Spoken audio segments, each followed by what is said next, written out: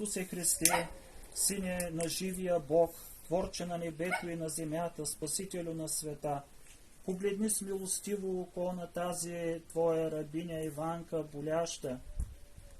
Прати ангел, мирен, верен ръководител и хранител на душата и тялото й, който да я закриля и да я предпазва от всяко зло обстоятелство, от видими и невидими врагове и да я наставлява да изпълнява Твоите заповеди.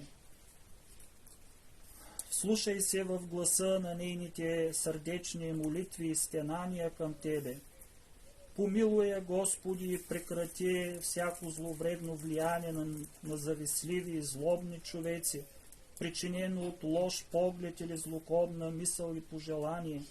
Сам Ти, всесилни Царю, запази я от всяка тлетворна болка и от всяко страдание на душата и тялото.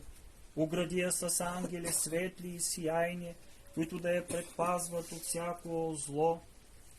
Благослови нея, дома и чадата й, благослови всички тук събрани, които в обща молитва за нейното здраве отправят към Тебе своето милостиво стенание. Нека по молитвите на светия пророк, претече и кръстител Йоан, нейния небесен молитвеник и небесен помощник, да се изпълнят уния слова, които са за всички Твои избрани.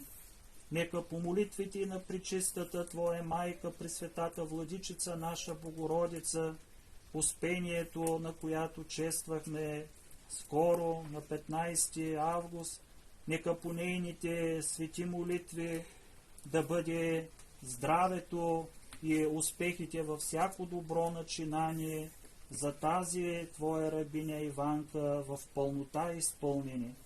Защото Ти си наш Бог, който ни милваш и ни спасяваш и ни повдигаш от леглото на болестта и на злостраданието.